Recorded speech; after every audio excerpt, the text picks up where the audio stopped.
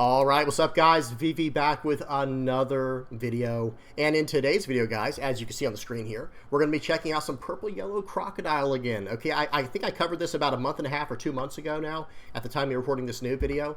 And I think it was received pretty well, and people were pretty interested in this kind of leader. And it looks like we've gotten some new support out of OP10, and we're going to talk about that in today's video. I'm getting a little bit ahead of myself. Let me break down the video for you guys, tell you what we're going to be getting into. First things first, we're going to head over to the lab. We're going to check out a game of Red-Black Sabo versus Lucci. Okay, that might be a very educational game for some of the newer players out there. Guys, Red-Black Sabo is a leader that doesn't see a lot of play. That's right, I said Red-Black, guys, not Red-Yellow Sabo, not my main right now, but Red-Black Sabo does not see a lot of play, but maybe it should see more play, and we'll talk about that more as we get into the video. After that, or actually when we get into the game on the lab. After that, we're going to head straight over to the sim. I've got 4 games lined up for us of Purple Yellow Croc. We're going to talk about that, break those games down, see what we can learn. And then we're going to finish out by talking about Purple Yellow Croc in the deck builder, talk about some OP10 options it's going to be getting that I think might push this leader to the next tier up, wherever you consider it right now. Okay, and one more thing. At the end of today's video, I'm going to be doing a tutorial on how I build my thumbnails. I will probably put out a video on this later, but for anyone, like a full video dedicated to this, but I did want to put one of these out for one of the people in the Discord who's trying to start their own YouTube, and they had a few questions on how to make thumbnails for their new channel they're planning on building. So guys, hopefully that will be able to help out some people who are interested in how I make my own thumbnails, or if you just want to know the process, because it's a pretty artistic process and it's kind of fun. So we'll talk about that when we get to that. Okay, so you know what we're getting into, guys. I'll have everything time-stamped down in the general description, and I will have all relevant deck lists and links down in the comment section below. Okay? All right, let's do this, guys. Let's do it. All right, first things first, guys. We've got the lab. Let me move the leader out of the way here. Now, this one was recorded on a phone, so it is a little bit smaller format than what we're used to, but hey, we'll make do, right? We'll make it work. Now, what is the lab? For any of my new listeners out there who might be listening like, well, what is the VV lab? So at the beginning of each one of my videos, I try to always designate that period for basically helping out newer players, and even it almost works as a miniature coaching session. So what this is a community submitted game.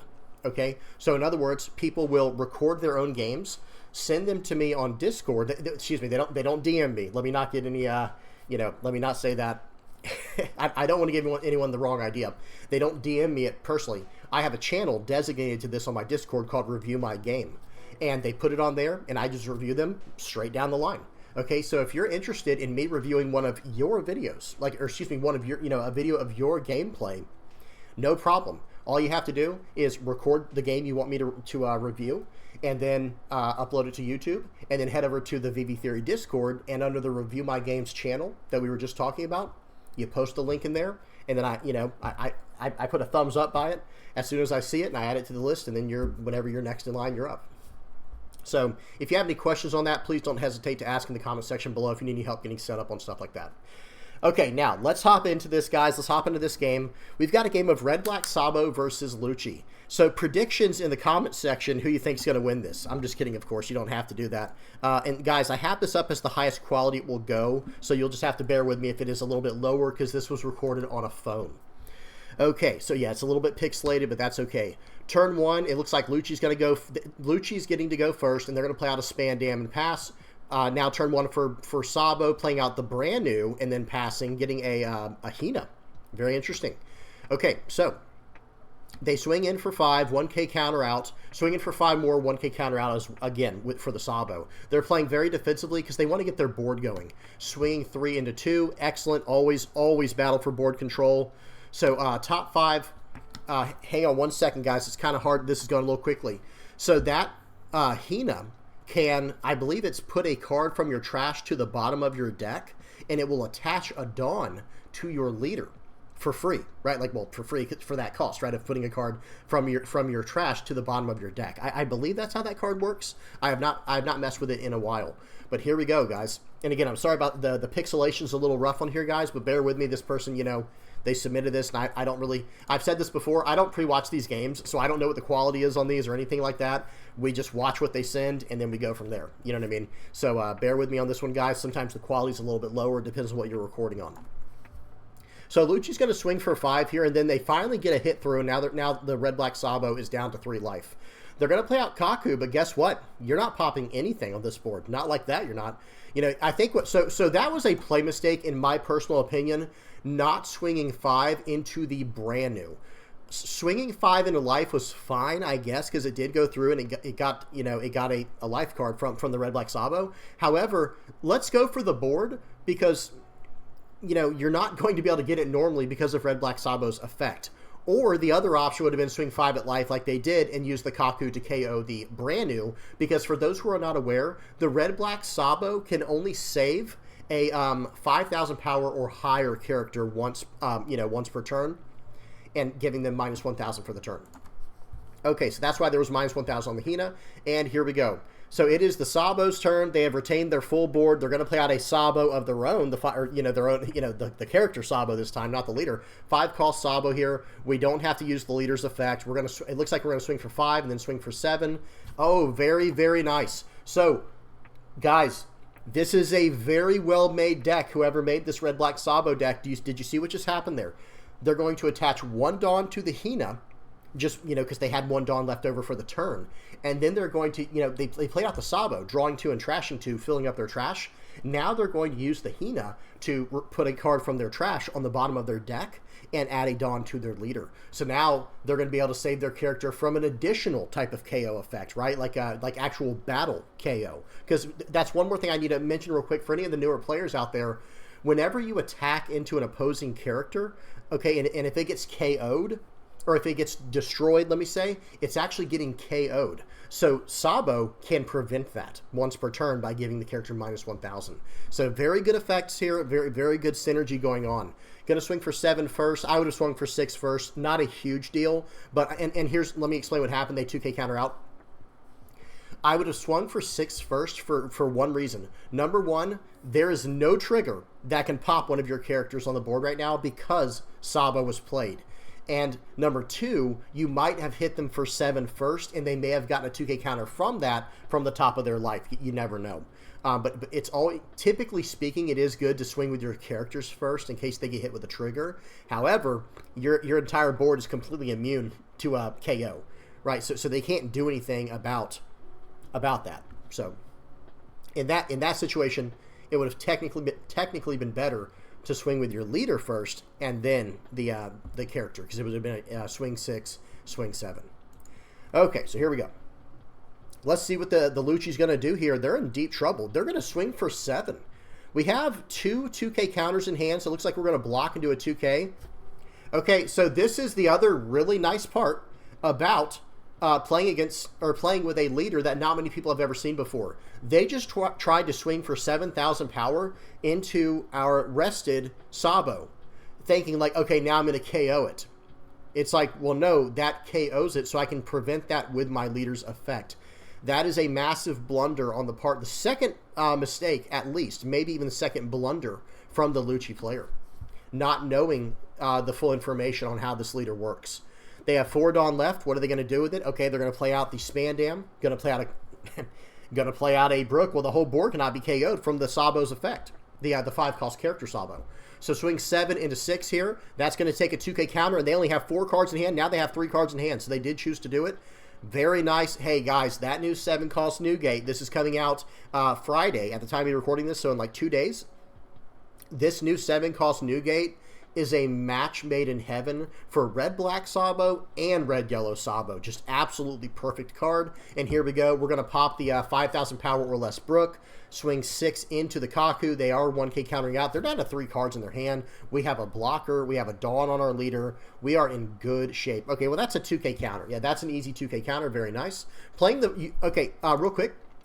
This person is running Virgo. That card in the trash currently right now for the red-black Sabo player, that is Virgo. That is a 5 cost, 5,000 power, 2K counter, Navy searchable card. So that's important for a multitude of reasons. It's a 2K counter.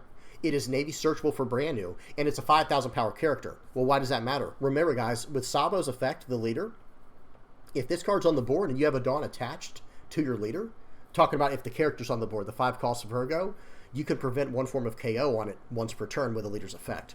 So that's actually a very, again, this deck seems very well made, guys. Like, and having having this koala in here, that might seem like it's like what is that doing there, guys? With that card, you're going to be able to pop an 8,000 power character or less with your Edward Newgates and a Sasuke counter. Very well made deck. This looks like a very good game so far.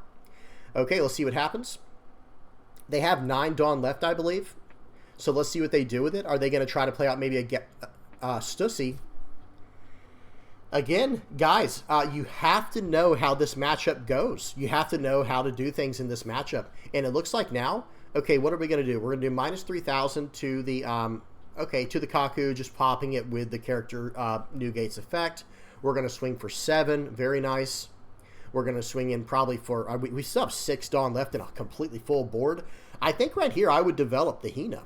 Let's see if he does that. Hina is really strong here, but so is Sabo. Sabo is really good as well. But Hina is just like one of those cards that's, it's a nuisance, because when they try to start filling out the board, you're going to be able to just lock down multiple characters with each attack.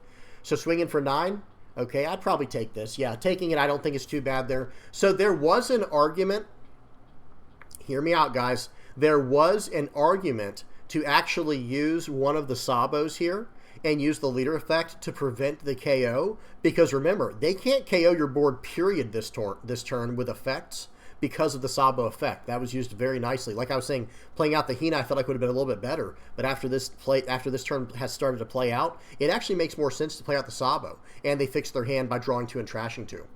And look at the Rad Beam in the trash, guys. Wow, this deck has a lot of options. Okay. Oh, yeah, just to finish out my thought, I would have potentially blocked with my Sabo and then used my leader effect to stop it from being KO'd this first time, and he goes down to 5,000 power. And then if they try to get, kind of cheap and swing in for 5 or swing in for 6 at our now 5,000 power character with their leader, no problem. We can actually just block with our main Sabo and counter out appropriately with the other Sabo, the other one. Okay. Here we go. Let's see what happens. So swinging for 10, I would give him a Sabo here. I don't like the idea of going down to 0, preventing the KO. Very nice. That worked out just fine. And now I'm going to play out the Spandine. Probably pulling back maybe a Lucci. They might, or okay, they pull back Khalifa, so they are searching for something. I'm not exactly sure what. Maybe blockers, 2K counters, something like that, but they only have 4 cards in hand. They only have 2 life. I'm going to be honest here. So pause. Let's see if we can just do lethal real quick. They have 1 Dawn active. They're not running barrier, guys. No deck runs barrier, right? Watch them prove me wrong here. Watch them be running barrier. But generally speaking, right now, if we swing for 7 with Hina, that will be 2 cards out of their hand. And then if we swing 7 with our leader, their hand is gone, or we're starting to take cards from their life. And then we attach 1 Dawn to Newgate, and we swing in for 9, and it just goes from there. And I don't think they can survive this turn if we do choose to go for lethal. I don't think it's possible for them to survive because they have no blockers. They only have 4 cards in hand. They've been countering pretty aggressively this game. We have seen a lot of 2K counters hit the trash, and we're even seeing 1 2K counter on the field right now. So we've seen them, do some pretty aggressive countering. But let's see what happens here. Yeah, we're going to go for it. I like that. Swing 7, 2K, 1K. Okay, sure. Swing 7. Absolutely. I love where this is going. Swing 7. We have so many 7s across the board. They pop the brand new. We don't care about that at all. So now swing for 9. They can't counter out of it. Load everything on Sabo. GG. Excellent, excellent game there. You win. Yeah, they had a single 2K counter left in hand. Really good game. Guys, if you do not like playing against Lucci, you might want to give this deck a try. Now, understand, it's not a free win. You still have to play appropriately. You do still have to play the correct way and exercise, good TCG discipline and do things the right way. Because a good Lucci player could still beat you, believe it or not, guys. Because the Lucci player we just saw made a lot of blunders. They made a lot of big, big mistakes. And they still got us down to 1 life as Red Black Sabo playing like almost perfectly. You know what I mean? But yeah. Or if not perfectly, I don't know, right? We played this Red Black Sabo player played it very well. There was only 1 big difference that I would have done. There were 2 technically. So the first one was I would have played out the Hina in the place of the Sabo here. I just wouldn't have worried about it. I'd have played out the Hina. And then right here, when they went to swing in for 9, I probably would have just. Actually, yeah, I would have just taken the hit. Never mind. Like, looking back, if I had played out the Hina, then I would for sure just take the hit, because I can still prevent 1 KO this turn. So yeah, pretty much the only thing I'd have done differently was actually play out the Hina. That's about it. So, awesome. Really good stuff there. All right, now y'all give me just a second to get set up, guys. Give me just a moment. Got to black out the screen, take off the overlay, and we have got to bring up the game. Or the sim games for Purple Yellow Croc. Okay, there we go. Face cam, we got to move that up a little bit. Guys, this leader's been growing on me, I'm not going to lie. Ever since it got the new support that it has. Here, let me get us started real quick. Volume is off, speed is on 2x, and we're good to go, guys. So yeah, this leader has really started to grow on me. I'm a huge fan of the purple-yellow combo, being able to ramp Dawn and play out these massive characters that gain life. Yeah, seems good to me, right? Seems pretty good. Okay, they're going to swing in for 8. This is against Nico Robin. So Purple-Yellow Croc versus Nico Robin here. I go ahead and take it. I lose my top life card because it's banished. They ramp a Dawn in the process of Kikanojo. I'm going to swing for 5. They take it. Interesting. No trigger. We'll take it. Play out the Zoro and their turn. Let's see what they choose to do here. They're going to play out Dureshi. And I think I do reveal on the right what they draw. They draw a Nico Robin and a Kikanojo. Okay. So right here, going to swing for 8. So honestly, after seeing the Kikanojo, or excuse me, after seeing the Nico Robin, I probably should have just taken that, to be honest. But that's okay. We'll keep them, you know, we'll force their next play. So now we're forcing them to play the Nico Robin, which is fine. And they don't play it. Excuse me. I was going to say that would have been a good turn for them to play out the Nico Robin. They swing 8 into 6. We're going to use the Miss Wednesday's effect to ramp a Dawn. And there we go. So now we're on a 9 Dawn turn here. And I can easily pop this Kadatsu by playing out the Yamato. So we'll swing in for 5. See what they give us. Gum Gum Giant.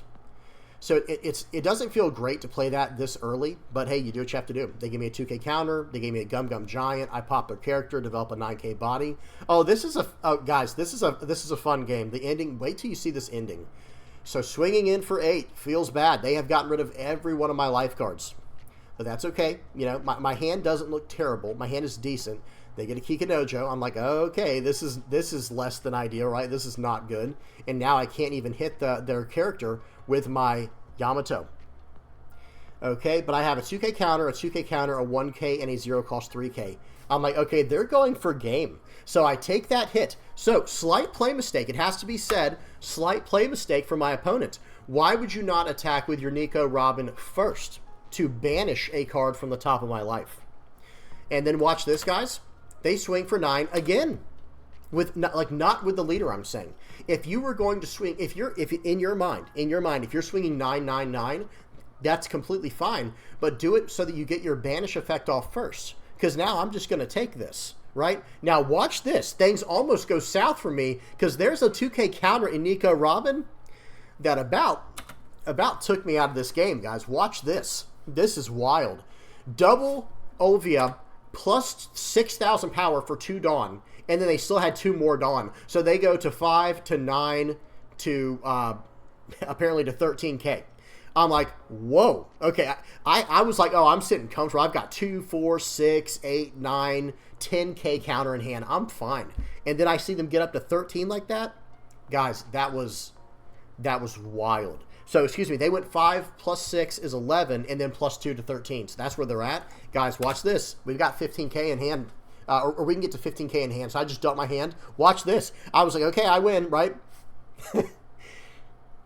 This was a way closer game than it should have been. So I swing for 9. They get out of that one. So I swing for 5 for free. They get a you're the one who should disappear. And watch this, guys. Okay, draw 2 trash one. I'm like, good night. Guys, Nico Robin, I really like the way that this deck functions and the way this deck works. But man, that was scary. That was a scary, scary game. And I would consider that a game where the Nico Robin drew perfectly. You know, like that was not a bad pull at all. But still, that was a very scary matchup. Okay, good stuff. All right, so that was versus Robin. Let's go to the next game. We got one versus Black Yellow Luffy. All right. Let me go speed 2x. And here we go. So we got a game here of Purple Yellow Croc versus Black Yellow Luffy. And it has to be said, guys, Black Yellow Luffy is like, now that Red Purple Law is gone, and now that Lucci's been nerfed a little bit with the stage, it looks like Black Yellow Luffy's starting to pick up a lot of steam, which is not a bad thing. That means Jory Bonnie's picking up steam as well. Okay, so they're going to play out a bunch of craziness right here, playing out the 5-cost buff Luffy, and I've got Miss Wednesday on the board, so it's like, please swing so I can ramp a Dawn. Okay, so we take that, ramp a Dawn, and then we get a card. We do take the hit. It was an 11k or a 9k attack, 8k attack. So we go ahead and take that. I play out the Sanji, and we're pretty good now. We're on 6 Dawns. The next turn we will be on 8 Dawns, so we can draw a card with the effect. And let's see what they choose to do here. They're going to play out the 5-cost character, the 5-cost Luffy to pop my guy. Swinging for 5. I'm not worried about it. We take that. We'll ramp another Dawn. And here we go. So, guys, I do have 9 Dawn, but watch this. We've got a situation here. We're going to swing 7 into them and force them to 2k counter out this early. So why did they have to counter out? Why am I attacking into a Black Yellow Luffy? That's crazy, isn't it? It is. Excuse me. But consider the situation. If I swing in for 7 and they take that hit, that was a 1 Dawn investment. I still have 8 Dawn left. If they go down to 0, I don't care that they have, what would they have? 4, 6, 7, 8. If they had 9 cards in hand and I swing for 13, think about what they have to get out of for that. They would have to give me, to survive, just to survive, and I still have 2 life left, just to survive, they would have to give me, so they're at 5, so they'd have to go 7, 9, 11, 13, 14. And so 4 cards, wait, 7, 9, 11, 13, 14, no, excuse me, 5 cards minimum. That's assuming they have a bunch of 2k counters they can trash. 1 2k counter is already on the board, and you know, we do know they had at least 1 2k counter from the attack. So that was a big attack that they chose to wisely counter out of, because that would have taken their entire hand, and then I'm sitting, you know, I'm sitting pretty for the rest of the game.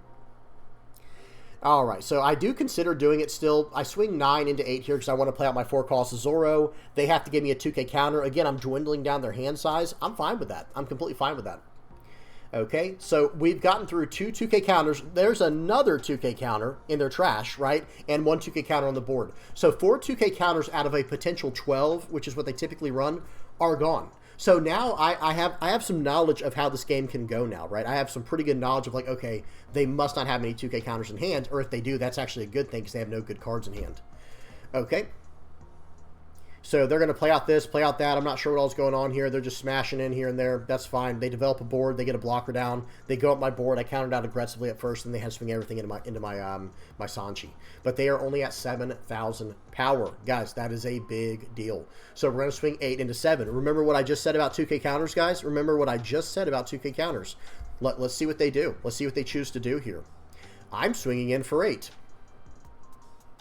8 into 7, that is. Okay. Just waiting on our opponent right now. And remember, guys, we're still at 2 life. All right, here we go. A lot of people ask me this all the time. You know, I shouldn't say all the time, but people ask this. I paused it for a second, guys. People ask me, like, when do you know when to swing for 7 versus 5? Or in this case, you know, the point is 1 over or 2 over, or just match. So when do you know when to just match the power that you're trying to attack, or go 1,000 over, or go 2,000 over? And the answer is, it depends. I know that's not what anyone wants to hear. People want like a straight formula for it. But the answer is, it really does depend. It depends on what knowledge you have gathered over the course of the game. Since I saw 4 2k counters leave this game and we're on turn 4, yeah, I'm going to go at your life for 1 over now, because I know you're not going to be able to counter out of it. Or if you are, like I was saying, then your hand is just totally bricked up with 2k counters. Okay? So I think this is pretty much a bad situation for the opponent, and they just tap out. They still had a 2k counter in hand. So that's the crazy part, is they still had a 2k counter in hand. So let me explain how this turn was going to go. It was going to be swing 8, swing 8. So the first attack was probably going to get met with the blocker. Then I was going to swing for 8 more, and they were probably going to just let it go. Like, just let their last life go. But now look at their hand. Like I said, even though they did have a 2k counter, what do they play next turn? They don't have a Gecko Moria. I still have 2 life, and I can, you know, for the remainder of that turn, I can play out my 3-cost what's her name, Miss Wednesday. And yeah, you know, that's kind of the situation they found themselves in. Now, yes, I understand this was a bad pull from the Black Yellow Luffy. It happens, right? And guys, anyone will tell you, Black Yellow Luffy is absolutely a deck that can brick from time to time. It can happen. Okay? All right, let's keep going. So we did Robin, Black Yellow Luffy. Now we're on to Reiju. This was a weird game. Let's see what you guys think about this one. This one was odd. a little bit of a spoiler. This one was just a little bit odd to me. Okay, so volume is off, speed is on 2x, and here we go. I think this might just be what happens when Reiju doesn't find their stage. I've said this before, guys. I think Reiju is like an insanely high-value deck. Like, it requires skill to play, but man, the way that it just generates generates card advantage by its leader's effect and the stage and the Reiju, the character Reiju is just insane. But here's a game where they did not get their stage. And look at this. On their 4-Dawn turn, they just swing in for 9. I'm like, yeah, I'll take it and ramp a Dawn with my character. Sounds good to me. So we're going to swing in for 5 here, and I'm going to develop a 3-cost body and another 3-cost body and say go. And I'm going to ramp another Dawn this turn. That's where it becomes really dangerous, and I have 2 blockers and a guy that can attack for me if needed. They play out a Chopper, and who knows, this could have been a new Reiju player. Let's just be fair, you know, let's be honest, and let's also be nice. This could have just been a new Reiju player. So we ramp 1 Dawn with the first Wednesday's effects. You can only do it once per turn with the leader. And now I'm thinking, okay, I'm just going to take it. I mean, I'm down to 2 life. I want to get down to 1 life so I can start using my Yamatos. So I'm going to swing for 5. Very annoying number. They only have 5 cards in their hand, and they're countering out very aggressively. That's a sign. It's like, well, what are you doing here? And then they use their blocker. I would have just taken it. You know what I mean? Now look at my board. I play out the 7-cost Luffy Taro, cheating out the Zoro Juro, and...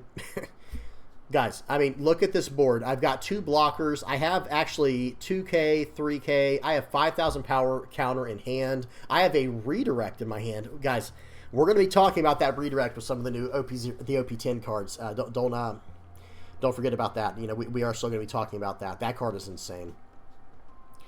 Okay, so right here, my Zoro's not exactly great, right? But hey, we were able to pop a Sanji with the Yamato. Okay, that was a big play for us, getting that out of our way. Even though we didn't gain a life and get full value, we're just beating our opponent down right now. This is almost unwinnable. I would argue that this is pretty much like an unwinnable situation for the Reiju player. Even if they had played Judge this turn, it wouldn't have mattered, because when they go to attack for the first time, I will generate a Dawn. I will return a Dawn with the Wednesday's effect and get a Dawn active with the leader's effect. So they swing for 7. I'm going to use the effect here. If I needed to, I could have redirected whatever I wanted. I could have blocked. I could have redirected what I wanted. You name it. 2K counter out of that. And guys, it's going to be swing 9 many times. Yep, swing 9, swing 9, swing 9, and then whatever's left on the leader, GG. There's no way out of this one. There's no way out of this one. Okay, and I think they're just coming to realization here. They're coming to grips with it, you know, accepting their fate in this situation. I mean, they could use all their blockers up. That's fine, too. But since they didn't block out, it's like, oh, okay. So right here, I even play it like the safest route possible. I'm like, you know what? I'm just going to do this. I'm going to swing for 7, get more cards out of his hand. We'll swing for 7, get him down to there, play out, and then he just quits. I was toying with him at that point, to be honest. That was probably not the best way to do that, of course. I could have just gone for a game if I wanted to. But this way was still safe, and I get to go for game, right? Because I swing for 7, getting all the cards out of his hand, and then I saw my miss Wednesday swing, where it would have been for 4 plus 6 is 10. So swing for 10, every card would have had to been a 2K counter. None of them are 2K counters, right? I don't think that Sanji card's a 2K counter. I think it's a 1K. I can't remember. Oh, well. Didn't matter. He didn't have it. Okay. And I didn't even have to swing. That's the other crazy part, guys. I didn't actually have to swing. I could have actually just played down another Sanji. So then I'd have 2 blockers, and then I'll get the effect no matter what. It's just such a horrible position for my opponent to be in. Okay, last game, guys. We got a game versus Purple-Black King. I've been seeing quite a few Purple-Black King players on the sim lately, and it seems like the deck is evolving and they're starting to figure it out. I feel like it's getting tougher every time. And I know I'm playing an off-meta deck. I get it. But the point is, it does seem like there's been some progression. So they wisely choose not to attack there so that they could pop my Miss Wednesday without me being able to ramp a Dawn. But, never lucky, I get a trigger, and I'm going straight to a Dawn this turn from the Gum Gum Jet Gatling. Very, very easy here. But the answer that I'm looking for is I need to swing, and this Jack has to go. I'm not letting it stick around. It's not happening. We'll swing for 14 into 8, getting rid of it. We'll swing 5 into the leader. They gave me a 2K counter. Okay, 2K counter. Always be checking for those 2K counters. Because, so let me say this. They're giving me information early, right? They're giving me a lot of information early where it's like, okay, I can just swing for 6 and just force more and more 2K counters out of their hand now, and they won't have any later in the game because they're probably running very low on them. Because I just swung for 5 and they had to give me a 2K counter. So that is just something to consider. So they're going to swing 8 into 6 here, but that's my card draw. Excuse me. So understand what's happening right here in this situation. They have 7 Dawn left.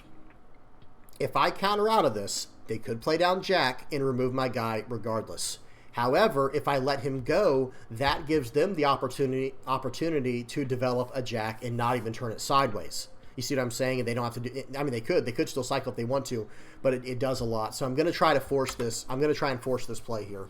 2K feels bad.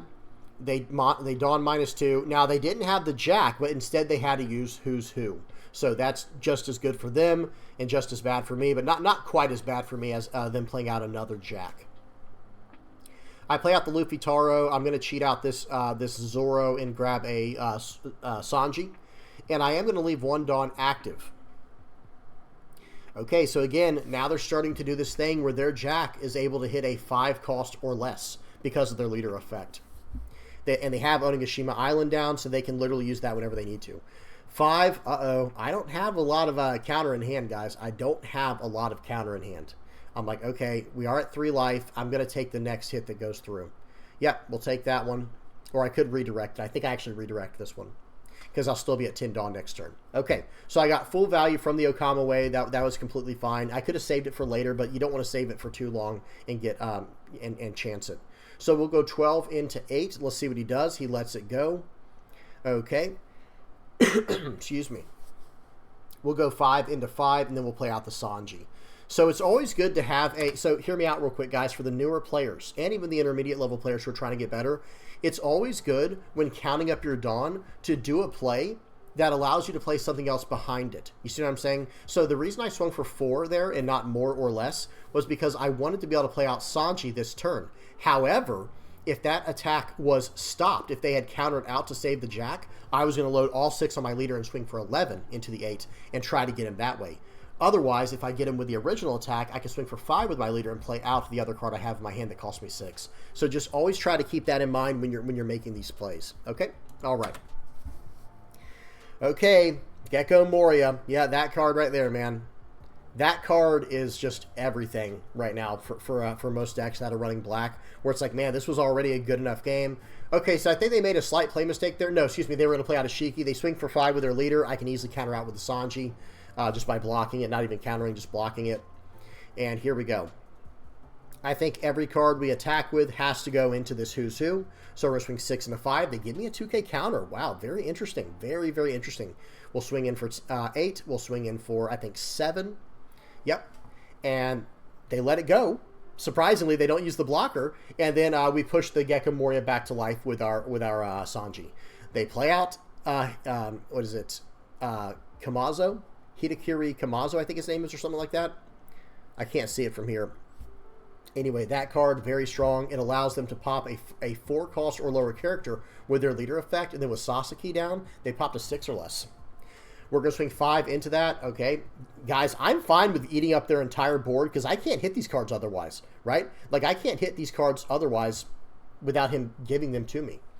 So I ate up the board there. Then he plays out that card, and that feels horrible. They play out the 10 cost Kuzan. I don't have an answer for that card in my deck currently, but hey, at the same time, I think we're okay here. So I do take this, trying to tempt him into attacking with Kamazo, and never punished. We actually get a Yamato from that, where I can pop the Kamazo by playing it out and gaining a life and start smashing in that way. We pop that, and here we go. Going to swing for 5. Going to swing for 8. Gonna swing for 8. They just kept getting triggers too, which is crazy. They start drawing cards like crazy. It's like, oh no, we're in so much trouble here. Okay, their turn. They bounce a card back to my life, the only card they can't attack right now, so they swing 11 into 8 here. I can get out of this. I can get out of this. And so we do. Then they're going to swing for 5 into leader. I'm going to take this, get a 2K counter, and now we're going to pause it real quick, because I think what we have here is pretty much like calculatable lethal. If not, then we have ways to just eat up the board. So here's what's going to happen. I'm going to swing for 9.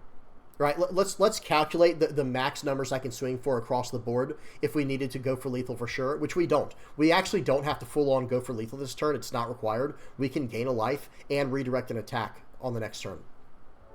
But let's talk about what we'd have to do here. okay, 8 plus 8, that's how many characters I have on the board, right? 8,000 power plus 8,000 power is 16, plus 5 for my leader, that's 21. So I have 21,000 power in attack on the board across 3 bodies, and then I have another 10,000 power from Dawn that I can distribute. So 31,000. Divide that by 3, and we get 10, 10, 11. So if I were trying to go for lethal this turn, what I would probably actually do was go 9, 11, 12. That's probably the way that I'd go about this, because 9 is a very low Dawn investment. It's just 1 Dawn investment for one of my characters. And then I can go 11 and then 12 from there, which is that is very hard to get out of. So let's see what happens here. I'm going to poke for 9, and they take it, they draw a card. Now they're up to 4 cards in hand. I poke for 9 more, and let's see what they do.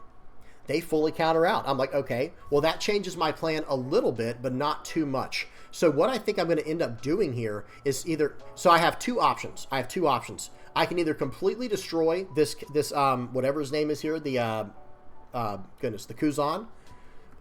And hang on, watch this. I think my opponent does get impatient here. I understand. I think they feel like they've lost. But I think what I was going to do in this situation instead was actually just go straight into the Kuzan. I think it was going to be just smash everything into Kuzan and leave 1 Dawn active for Come My Way in case they tried to go for lethal. I don't know if they're running like Rush Kaido or whatever, you know what I mean? So that way I would have been able to get out of lethal, and then they would have to be able to take out both my characters on the board. They do have a Charlotte Linlin coming from the top of their life, and they do have a Jack as the top card in their deck. So that's why I think the best play here was actually just to load up all of my Dawn, so that'd be 7 Dawn, and just swing exactly 12 into Kuzan. They only have 1 card left in their hand. They can't get out of it. Sit on the Come My Way. And then, yeah, if they want to go for if they do want to go for my board and try to stabilize that way, that's no problem, because then I can go back for their board while, I don't know, maybe just go for their board, period, or play out a Crocodile and go for lethal next turn. There were quite a few options. You guys tell me what y'all think in the comment section below, which one you thought would have been the best. Okay, that was it for the games, guys. Let's go ahead and check out what I was running on the sim. Okay, there we go. So check this out, guys. I will run through the list, and then we'll talk about it. So here's the leader. Pause and read this if you don't know what it does. I'm running 4 Miss Wednesday. I'm running 4 Bon Cray Bentham. I'm running or Mr. 2 Bon Cray Bentham. Bon Clay, some people call it. I don't know. It's got a. This is a character with many names. I feel like because of translation issues. Then we have 4 Crocodile, 4 Usohachi, 4 Zoro, the 3 cost that ramps. And, well, okay, that's not very descriptive anymore now because there's another Zoro that ramps at 3, but this is the one where you have to attack to ramp. 4 Frankie, 4 Sanji, 4 more Sanji, so the 2K counter, the when attacking, draw a card if you have 8 or more Dawn. The 4 of the Zoro Juro, the 4 cost that does a top 5 search. Only 3 of the Luffy Taro, 3 of the Katakuri, 3 of Yamato, 2 Oh Come My Way, and 3 Gum Gum Jet Gatlings. Excuse me. The list felt pretty strong. All things considered, I do think it feels pretty strong, but I do think it needs some improvement. And I went up the Bon Carrés since last time I played this list, and I don't think I ever ended up playing him. I think I ended up playing like maybe once or twice. But I don't know. I was trying this card out, but I think I might go down to 2 of these and then go up 2 of something else. I'm not exactly sure. This is a card that can be very, very impactful, but at the same time, we have our turn 2 play to generate Dawn for us now in Miss Wednesday or with Zoro. So it really comes down to maybe I'll drop down to 2 Bon Carrés, so I have 10 of this early option to ramp Dawn. But yeah, I don't know. It's hard to say. Because one thing that I think could be a little bit stronger in this deck, so the late game is incredible, right? I'm running 4 Crocodiles, 3 Katakuris, and 3 Yamatos. The late game feels very strong because I would even consider Luffy part of the late game package. But my mid game feels a little bit weak, and maybe that's where we can incorporate something like.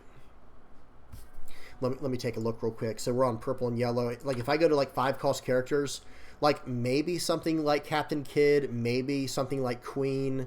Because I'm thinking I need a 5 or 6 cost character to help this deck out. Of course, we have Gidatsu. Now, unfortunately, we don't really have Nami. I don't have enough trigger support to really depend on this card. Luffy, this is a decent option because I do find myself going down low in life pretty often. And then maybe even something like Sabo is kind of risky with this deck because the life gain is not really strong. Like, it's there. You know, we do have all three. We have Crocodile, Katakuri, and Yamato. The life gain is there, but it's not as dependable as I'd like for it to be to run something like Sabo. Like, for example, in red-yellow Sabo, I can just gain a life. You know, with the red-yellow leader Sabo, I can play this card out to pop a life and then attach one Dawn to him and one Dawn to my leader and gain the life right back. You know what I mean? In the same exact turn. So there is something to be said there. What else? Maybe S-Snake's just something to slow our opponent down, get another trigger. That could be pretty good. Even a 2K counter like Satori probably wouldn't be the worst thing in the world. I can maybe swap this out. But at the same time, you got to be careful with your ratios. I like to have a lot of purple Straw Hat cards because that's all that Zoro can search up. And you don't want to run this card if you can't also get the search along with it. At least that's my argument. But yeah, that's pretty much it for the things I've been considering. Oh, and let me see the 6-cost cards as well. Another 6-cost card that we could consider running. I don't like King. So the reason I don't want to run Queen or King in this deck is because I don't actually want to go backwards in Dawn. I want to ramp Dawn so that I can get to my 8 and 9 cost characters right here. 10 cost Ace is definitely something you can consider running here. In fact, it probably could just take the place over like 1 or 2 of these Crocodiles. I would say add like 1 Crocodile because the leader effect is so strong with this character's effect. It's just like it's a match made in heaven. So I'd run at least 2 or 3 of those. But maybe go down a Yamato and go up. Maybe go down 1 Yamato and 1 Crocodile and go up 2 Aces. I don't know. It's up to you. But Nico Robin coming out in OP09, this would probably be a really strong 6-cost character for us to be able to drop down in the mid game. Like maybe run 2 or 3 of these. It doesn't have a ton of synergy. I'm just going to be honest, like with its trigger, but it's still just one of those cards that's just really, really strong. Like trigger or not, like it's just a really strong card.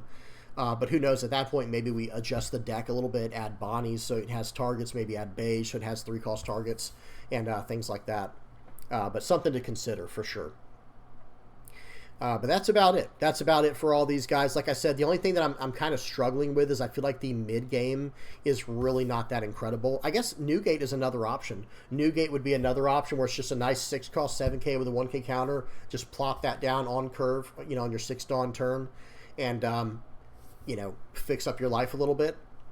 There's definitely something to be said there. Now, you can run You're the One Who Should Disappear over Gum Gum Jet Gatling, but remember, guys, I'm running this card so that I can search it up with Zoro. Zoro does a top 5 search to reveal up to 1 purple Straw Hat type card and put it into your hand. So I can't search up the 0-cost counter otherwise, whereas this is a purple Straw Hat card, so I can search this one up.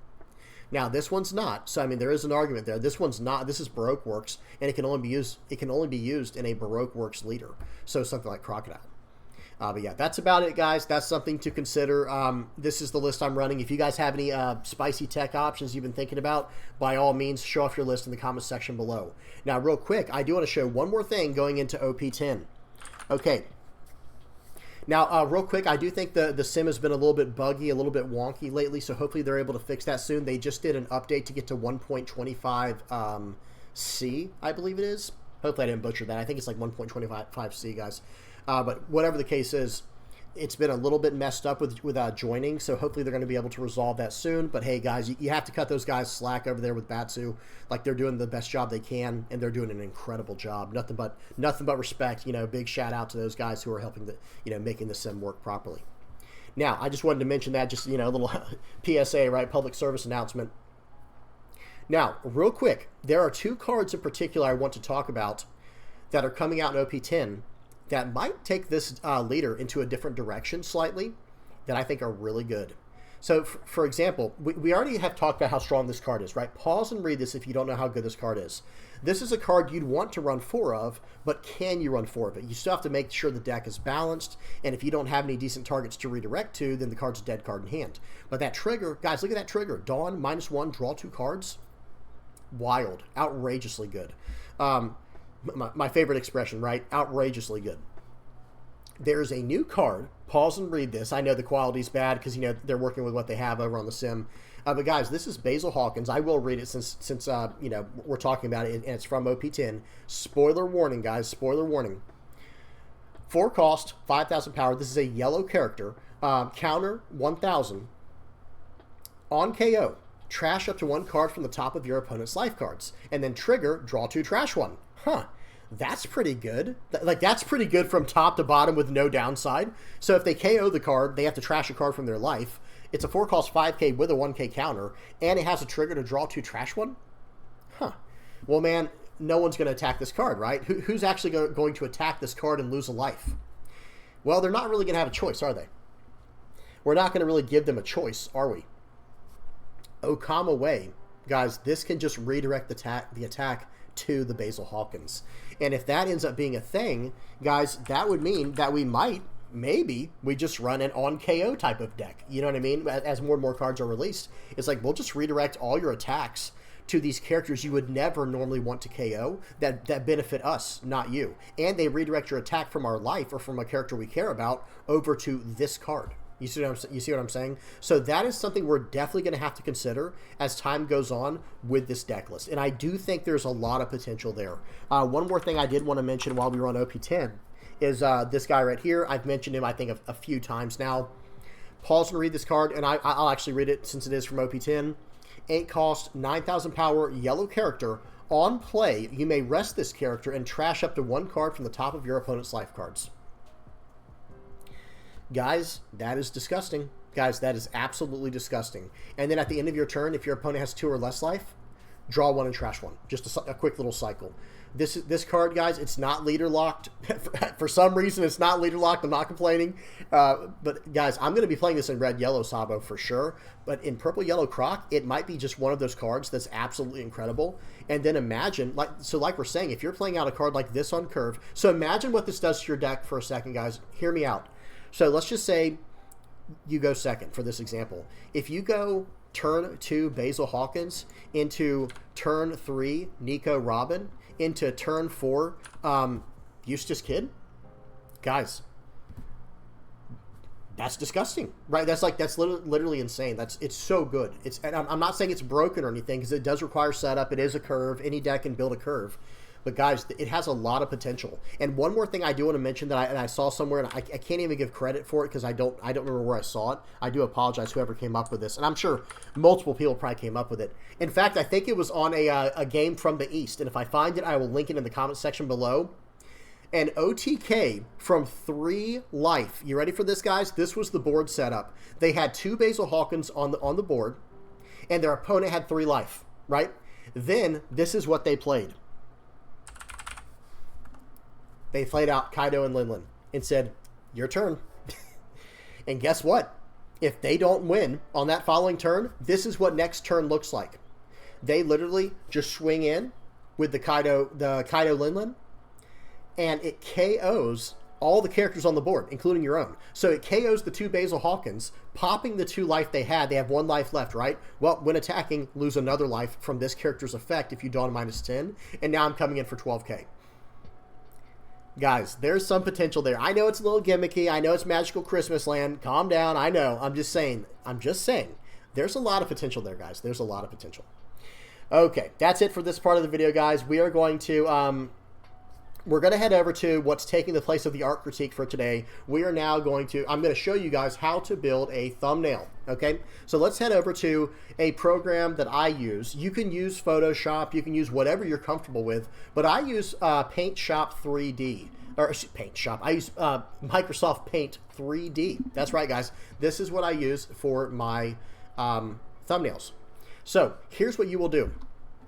I have to move my keyboard over a little bit. Y'all bear with me for just a second here as I get set up. So I'm going to make a new document here, a new project. Start a new project.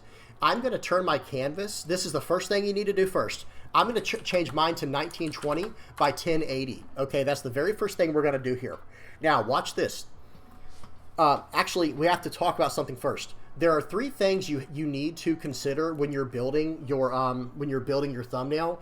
You know, other than the topic, like what are you going to build on? That's first, right? But after you know, like, okay, so for today we're building a purple-yellow crocodile thumbnail, right?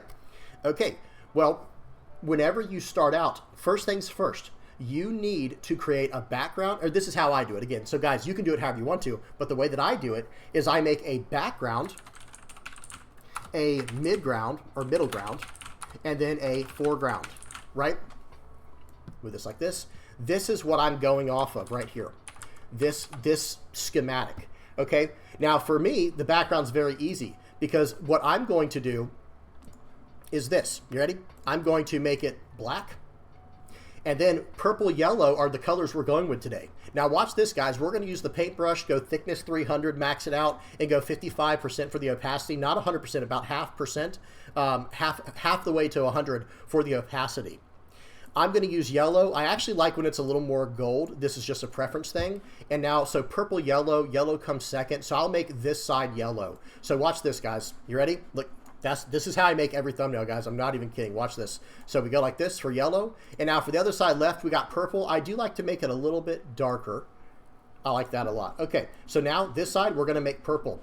Now watch this. When it comes to making a background for what we're doing with thumbnails, when it comes to like showing off characters or showing off what are they called? Like leaders and decks. Like that's what my game is completely built around building, or my channel, sorry guys, my YouTube channel is completely built around showing off new decks. Okay, well this is a purple yellow deck. Now watch this. Now this does require a little bit of creativity, but what we're gonna do is hit everything with a black, especially where they touch. We're gonna hit everything with a black. And we're gonna just kind of, I'm just left clicking, letting go, holding it down for a little bit for the darker parts there. And I'm just going like this.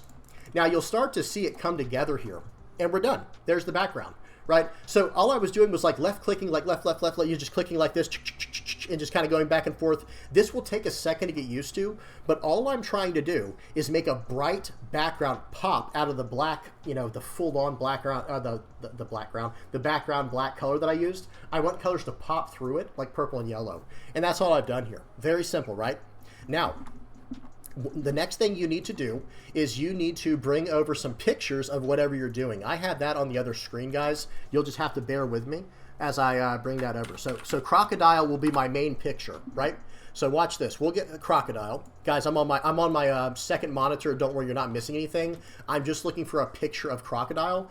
One thing that people probably do is just copy paste from like TCG player. They can just search it up on there and copy the picture over. But what I do, I'm going to show you guys actually, since this is like a miniature tutorial. So here's the picture that I want, right? I just want this picture right here. So now that I have it centered and I have this screen collected, I'm going to hold down Alt and hit print screen. Alt plus print screen, and it captures just this. Now watch this, guys. I'm going to move this over for a second and make sure you guys can still see me. Okay, so now I have select. Make sure you can like click on the background now, and I'm going to shift insert, and there it is. There's the piece I need, and what I'm going to do now is just cut it out. So I'm going to cut this thing out completely like this. It doesn't have to be perfect, guys. Don't spend too much time on it.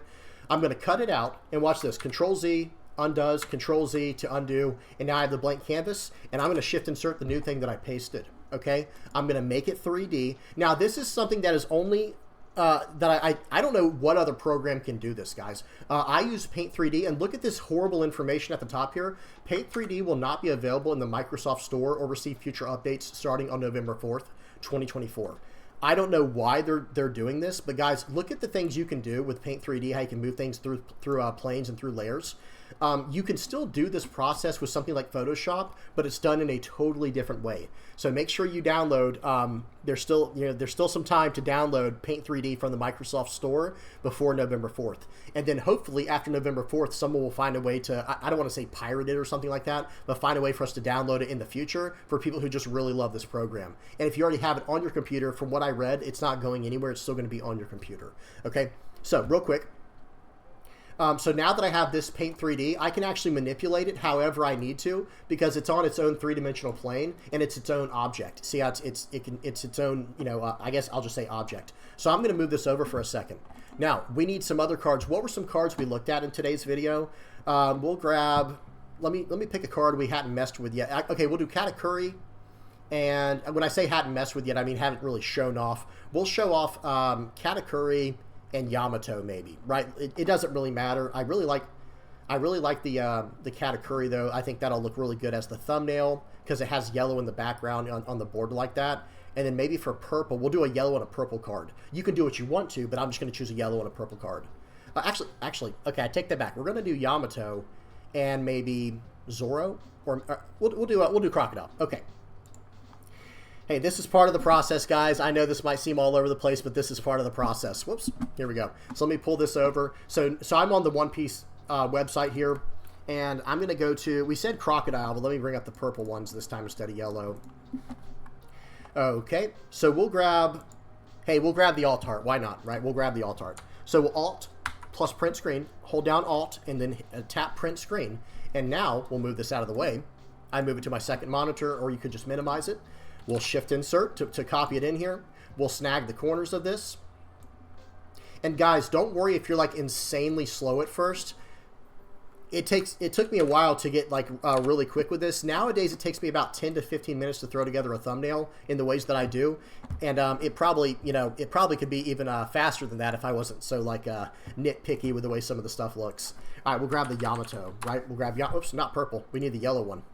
Not purple, we need yellow. We'll grab an alt art. Okay, we'll do this one. This one looks pretty good. Looks good for a thumbnail, right? So we alt print screen that. We'll move that back over, and then we will shift insert, and there she is. Okay, we will take it, and we will snag the square that we need. Control Z, shift insert, make 3D.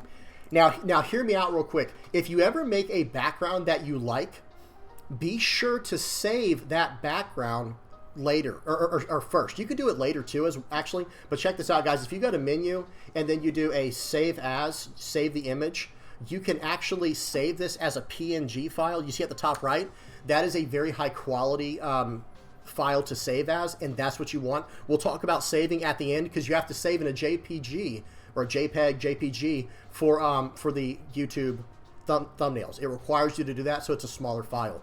We're going to talk about that at the end. Okay, now, so we've got our three, let me adjust my chair a little bit. I got to scooch up for this part. We have our three pieces here, and notice we can just move them around however we need to and move them to whatever plane we need to, but we'll mess with that in a second.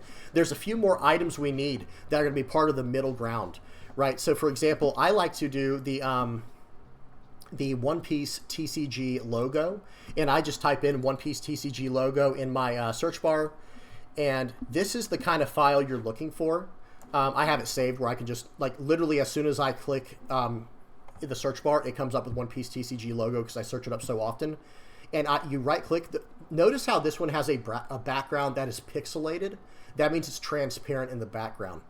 Or not pixelated, but checkerboard would be a better way to say that. So I'm going to copy the image, and now watch how it pushes it over. So select, shift insert, and look at this, guys. I'm still going to make it 3D so I can move it up and down on the plane wherever I need it. But it's going to fit perfectly snug in the corner here, and it's going to show people when they look at these thumbnails, okay, this is a One Piece TCG, a One Piece video, right? Now on the other side, now this of course is my symbol. People can use whatever symbol they want to. Please don't use my symbol. But I make this, I do a 87% opacity on this, so you can still see through it a little bit. Notice how you can still see through it just a tiny bit. Yep, I put that in the top corner. I get really close with the corner. I'm zooming in with my mouse scroll wheel. Okay, so let me zoom back out. So I zoom into right here, and I'm going to make sure it lines up real nice and neat on the edges. And I'm going to make it as circular as possible, and then I can drag it from there now that it's on the edges, and I can make it as big and small as I want it. And then I will put my little VV logo in there. So I go with the 3D text if you're using this in Paint 3D, bold, and then we'll make there's the V. It's a 3D object now, so it can also be moved up and down however needed.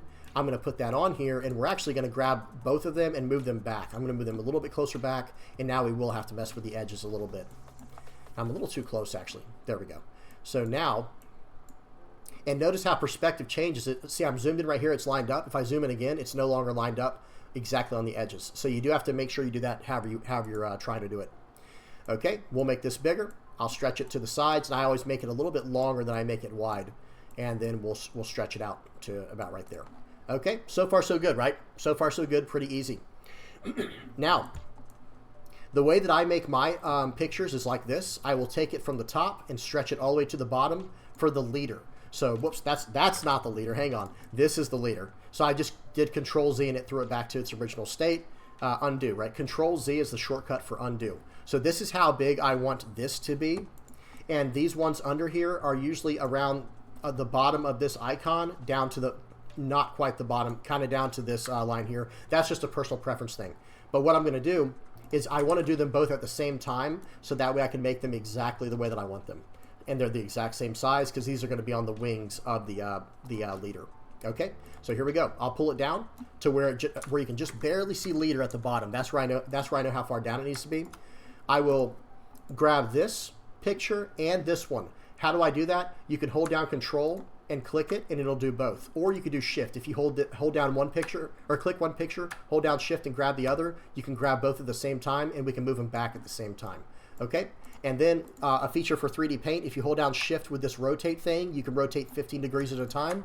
I just do a quick 15-degree rotation, and then I can line it up now once I get in my foreground. So we have successfully done the background, right? So this is the background, right? Hang on. There we go. Okay, so this is the background, right? Then this is the middle ground. At least that's what I would consider it. This is the mid ground. Now we need the foreground, which will be the text, and then we'll tighten everything up. I grabbed this, like, it's not quite a rectangle. Let me see what they're calling it. Rounded square. So it's not quite a square, actually. It's a rounded square. I'll stretch it out to about, wherever it's going to be at. But I'm keeping it up here so I can see it better. And I'm going to drop the thickness down to 7 pixels and the opacity to 99. Not 100. I want people to just be able to see through it. And I'm going to make it a 3D object. Oh, can you guys not see that? Hang on one second, guys. My head was in the way. Okay, hang on, guys. I'm sorry. If you guys were wondering how I was making things 3D, you probably were. It's right here. Actually, I think you guys could see it. See, this is the Make 3D. So now that I have this 7 pixels for the thickness, 99% sticker opacity, I will make it 3D with that little button that I just clicked. And now I can move it around like it's its own object. Because it is its own 3D object at that point, right? So, oh, before I do that, so I'm going to use this as a way to balance out the picture, right? So I want this corner. Do you guys see the corner right here where the cross is? I want that corner to be snug perfectly where it's like touching the bottom of the picture here, and the bottom of the side of the leader. Oh, but look at this, guys. We're off a little bit. So that was my fault. I forgot to line it up with the canvas. So notice where this is right here, this little square. And when I click on the card behind it, I'm a little bit off. So I have to this is like an eye test type of thing. You have to just eye this up and make it as straight as possible. So here we go. I'm going to use this little square to go down to here. And that's about where we need it. Now we have to realign things. And I'm noticing that these are a little too big. So I'm going to grab both of them. I'm going to grab the one on the left and the one on the right with Control. Click on one, then Control click the other. And I'm going to drop them down a little bit. They're a little too big for what I need. And then I'll center them ever so slightly like this, and then I can line them up from there. Okay, there's that. There's that. And now I will do one last eye test like this, where I zoom in a little bit. Yeah, see, this one's a little bit off, so I'm going to slide them over to the left a little, or to the right a little tiny bit. So let me see now. Yeah, good enough. It doesn't have to be perfect either, guys. That's just me trying to be a perfectionist, trying to show you guys how to do this for the tutorial. Okay, so now we're at the very last part. We're done. We're pretty much done. Now we just have to have a title, okay? And so I put the square here in the front that I want the title on, and now I'm going to click text, and we'll make a 3D text here, and let's make it into, what are we going to call this one? We'll call it Purple Yellow Croc. I don't know. This part usually takes me a while, guys. But we'll call it, because I do want to finish this fully for this video, just so you guys can see it right in the thumbnail, and then when we get to the end where we're at now, you guys will be like, oh, wow, that was, straight from today's video. So, Purple Yellow Croc.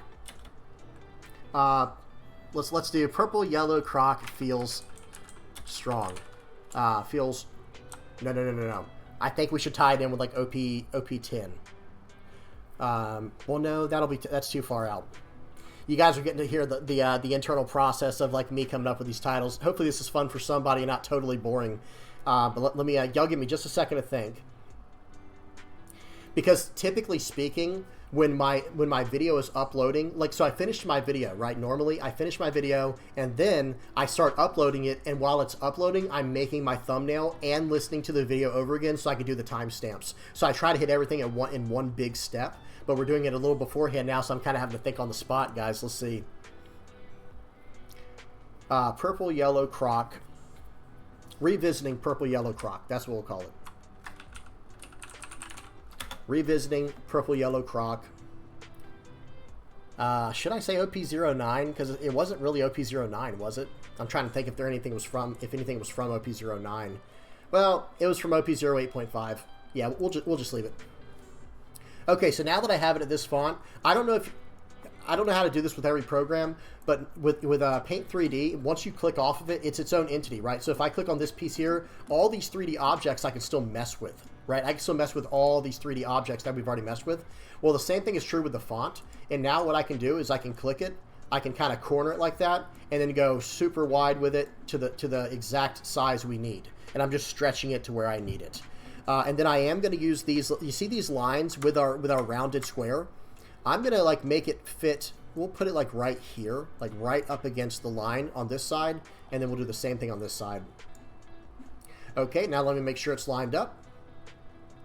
Let me see. Yeah, looks pretty good. And then for the bottom, we're just going to kind of mess with this like this, mess with that there. And there we go, guys. That's that. And now the one last thing you might want to do is like put some type of gradient or color on your font. And there's a lot of ways to do this. Someone's probably like, why are you doing it this way? You could do it like this. Well, guys, this is just the way that I like to do it. We're going to use a gold for this one, or like a dandelion or something. Yeah, somewhere around here. The thickness is up. Yeah, so now I'm just going to go over it like this. But you can do this any color you want to, obviously. I just like the gold. I think it pops really well. We'll even make the icon that. And then what I do is I take a white strip and I'll drop the thickness down at almost half. And then I'll just go straight through the middle of it. Whoopsies. Okay, not very straight-handed there. Let me do it a little bit slower. Okay, like that. I'll just go through the middle of each one of these. Through the middle of each one of these words. And then when you back out a little bit, it gives kind of a better feel of how it will look in the actual picture, where it doesn't look as just dark, bold, you know, oh, yep, this is just a yellow. It's kind of obnoxious in that way.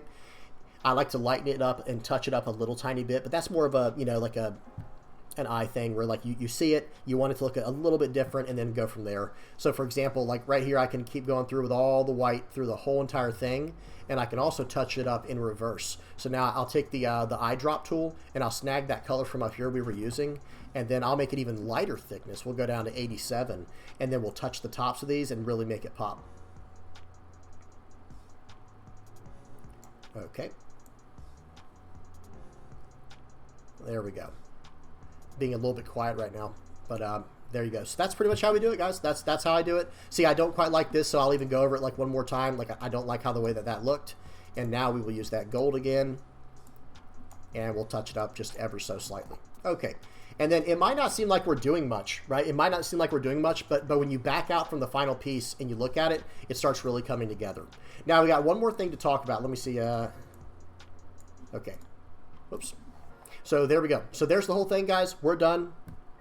I don't know what I just did, so I'm going to Control Z just to be careful, because I feel like I just accidentally grouped something when I didn't mean to. Right, there we go. Yeah, because you might accidentally hit Select All or something like that. You got to be careful with the controls. But there it is, guys. In fact, excuse me, we're actually going to make it a little bit taller.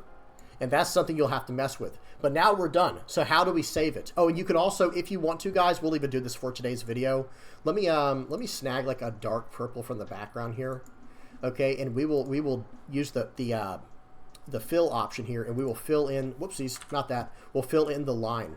Okay, we'll fill in the line here. We'll make it a little bit purple, just to show you guys another feature.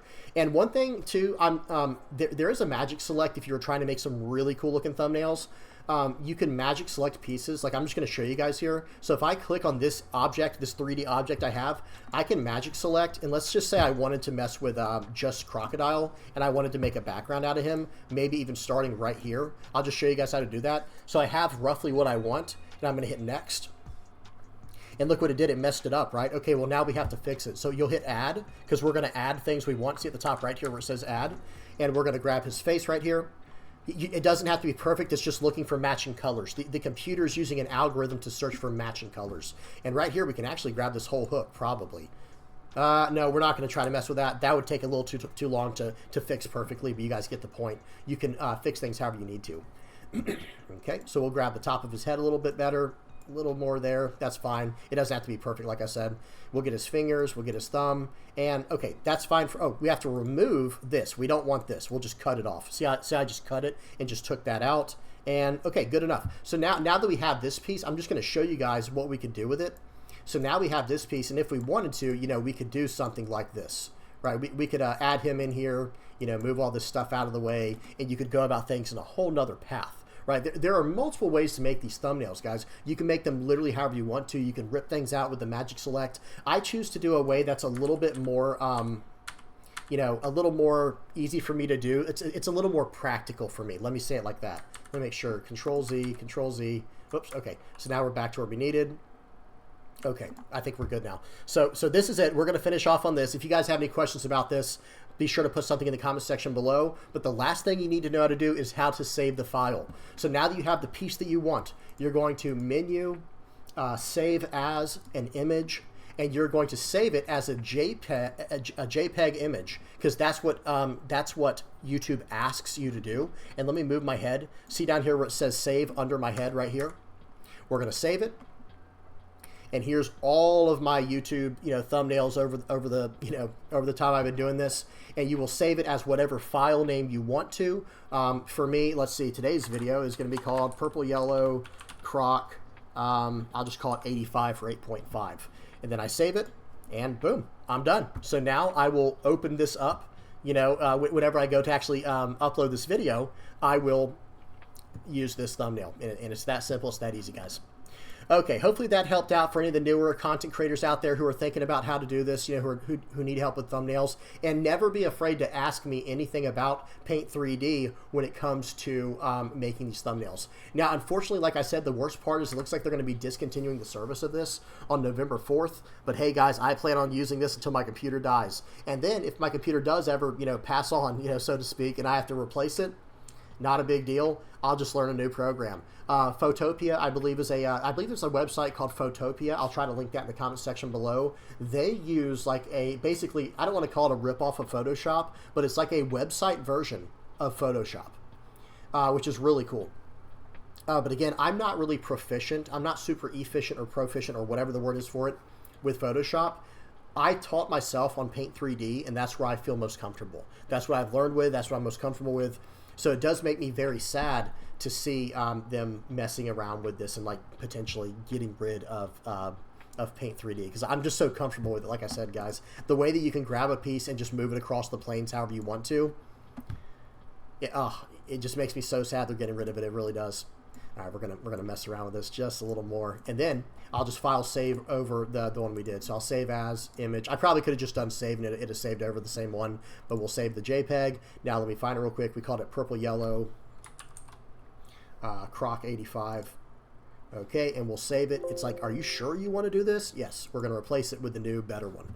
Okay, that's it, guys. Hope that helped out. Let me go ahead and put up the screen real quick, the playmat screen. Thank you to everybody who supports the channel, guys. Hey, guys, if you are liking, subscribing, sharing, commenting, viewing, whatever you're doing for my channel, talking about it at locals and things like that, I really, really appreciate you guys. Thank you guys so much. And for anyone who bought the playmat, anyone on this page who bought the playmat, hope you guys are enjoying that. Those came out really good. Hopefully, you know, you should have gotten it by now, so I hope y'all are enjoying that. And then, of course, last but not least, the patrons. Thank you guys so much for supporting the channel in the way that y'all do. Okay? All right, this video ended up running a little long because the Paint 3D tutorial. And again, I really hope that helped. Please do not forget to like and subscribe, guys. And until next time, peace.